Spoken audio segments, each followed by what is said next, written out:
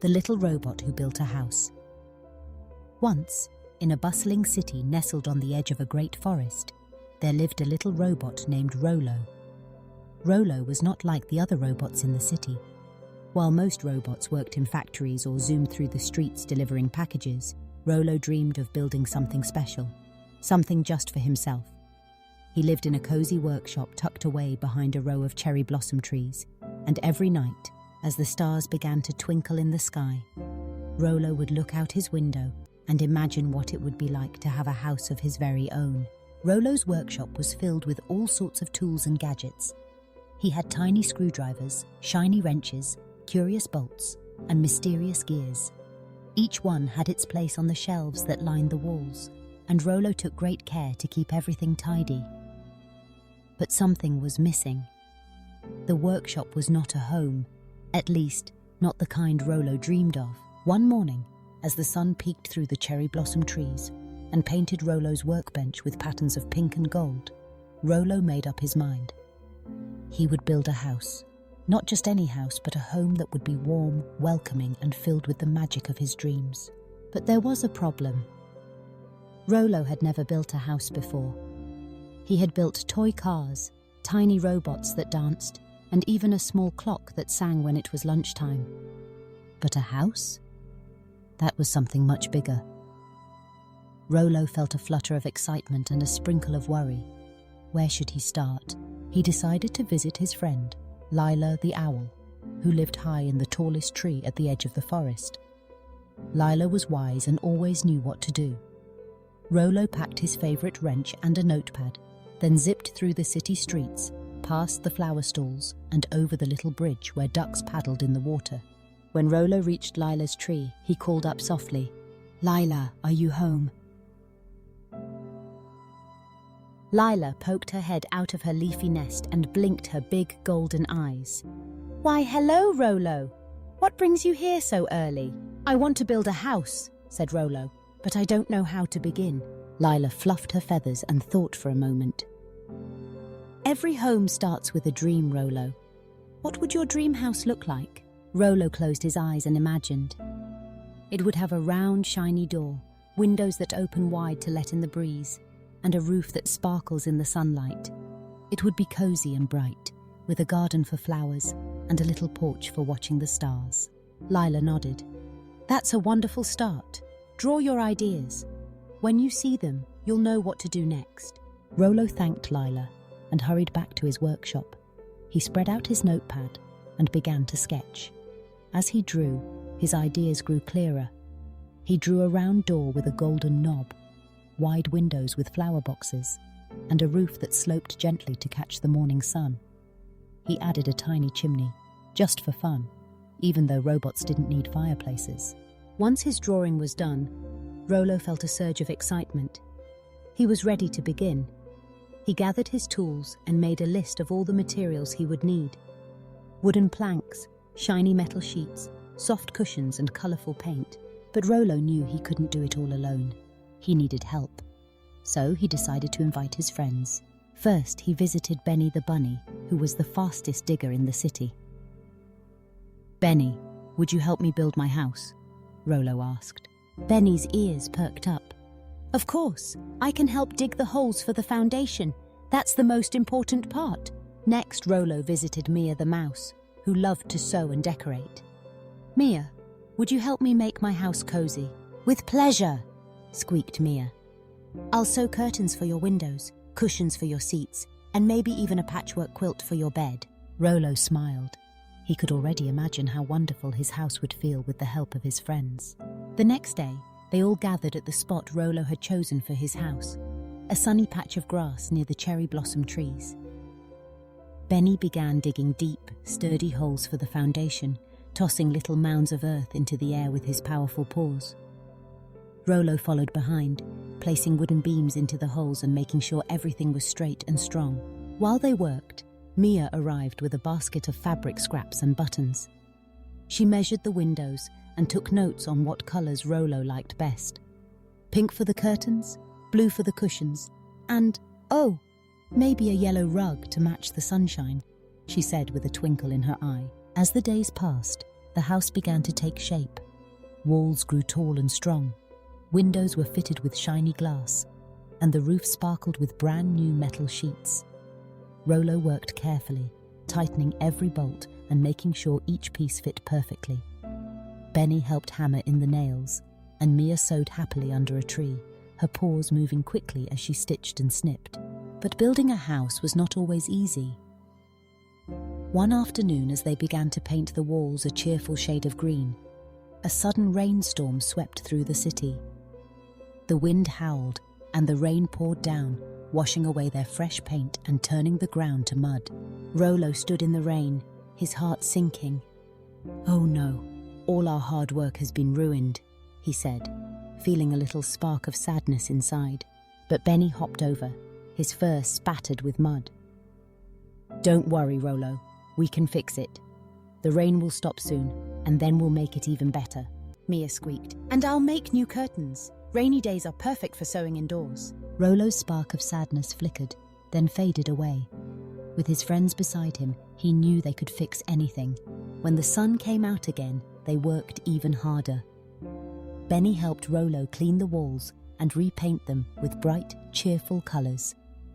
Mia hung her new curtains, which fluttered in the afternoon breeze, and laid out the soft cushions she had made.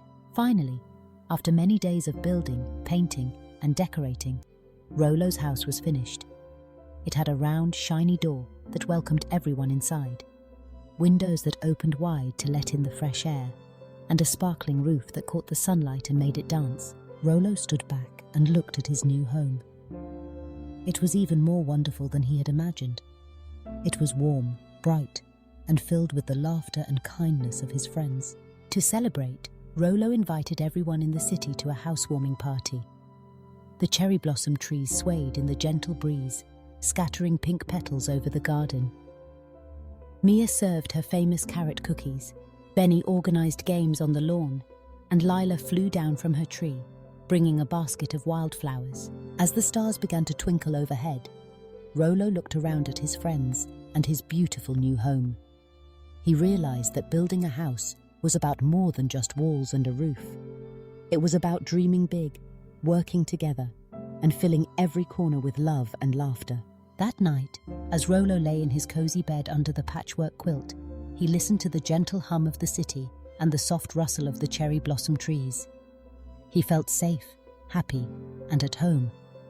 And from that day forward, Rolo's house was a place where everyone was welcome, and where new dreams were built every single day. But Rolo's story didn't end there. With a house of his own, he discovered a whole world of new adventures, waiting right outside his round, shiny door. The next morning, Rolo woke up to the sound of birds chirping and the sun shining through his window. He stretched his little robot arms and looked around his room. It was bright and cheerful, filled with the things he loved most: books, tools, and the gifts his friends had given him. Rolo decided to make his garden even more beautiful. He rolled out onto the porch and found Benny and Mia waiting for him, their faces full of excitement. "Let's plant a flower garden," Benny suggested. "That's a wonderful idea," said Rolo. "But I've never planted a garden before." Mia giggled. "We'll show you how. Gardens need sunshine, water, and a little bit of care." Together they dug small holes in the soft earth, and Mia showed Rolo how to sprinkle seeds gently into each one. Benny watered the soil, and soon tiny green shoots began to peek out of the ground. Day by day the garden grew. Bright bluebells, cheerful daisies, and pink cherry blossoms bloomed in a rainbow of colours. Bees buzzed from flower to flower, and butterflies danced on the breeze. Rolo built a tiny robot watering can that sang a happy tune while it sprinkled the plants. The garden became a magical place, alive with colour and song. Rolo loved spending time there, watching the flowers grow and listening to the birds. One afternoon, as Rolo was tending to his garden, he heard a soft tapping on his shiny round door. When he opened it, he found a little squirrel holding a tiny crumpled map. "Hello, Rolo," said the squirrel shyly. "My name is Pip. I'm looking for my way home, but I'm lost. Could you help me?" Rolo smiled warmly. "Of course, Pip. Let's look at your map together." They spread the map out on the porch and studied it carefully. It showed winding paths, tall trees, and a sparkling river. Rolo remembered that Lila the owl knew every corner of the forest. "Let's visit Lila," said Rolo. "She'll know the way." Rolo, Pip, Benny, and Mia set off through the forest, following the map. They climbed over mossy logs, crossed bubbling streams, and watched the sunlight dance through the leaves. When they reached Lila's tree, she welcomed them with a wise smile. "Ah, Pip, I remember your family lives near the old walnut tree, just beyond the river." With Lila's help, they found the walnut tree and soon saw Pip's family waiting on the branches, waving their little tails in delight. Pip hugged Rolo and said, "Thank you for helping me find my way home." Rolo felt a warm, happy glow inside. He realized that his house wasn't just a place to live. It was a place where adventures began and new friends were made. As the days turned to weeks and the seasons changed, Rolo's home became a gathering place for everyone in the city and the forest. On sunny days, children played in the garden, chasing butterflies and picking flowers. On rainy days, friends gathered inside, telling stories, sharing snacks, and listening to the gentle patter of raindrops on the roof. One day, a new friend arrived in the city. Her name was Trixie, and she was a tiny robot with wheels for feet and a head full of questions. She had traveled a long way and was looking for a place to belong. Rolo invited Trixie to his house.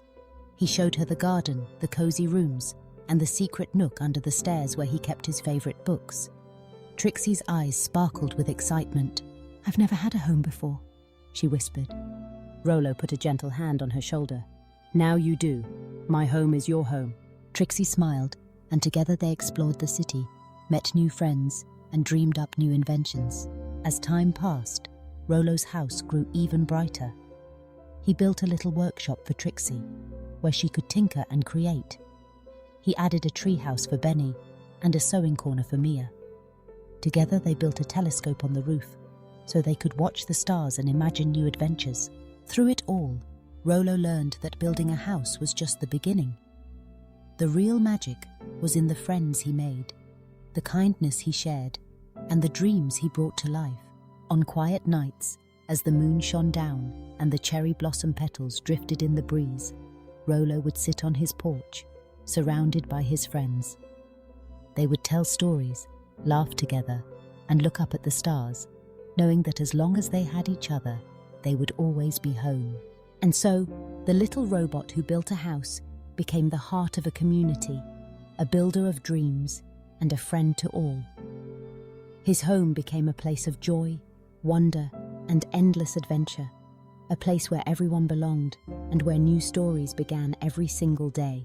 And in the city by the forest, under the cherry blossom trees, the light from Rolo's house shone bright, guiding friends old and new to a place where kindness, courage, and imagination built the happiest home of all.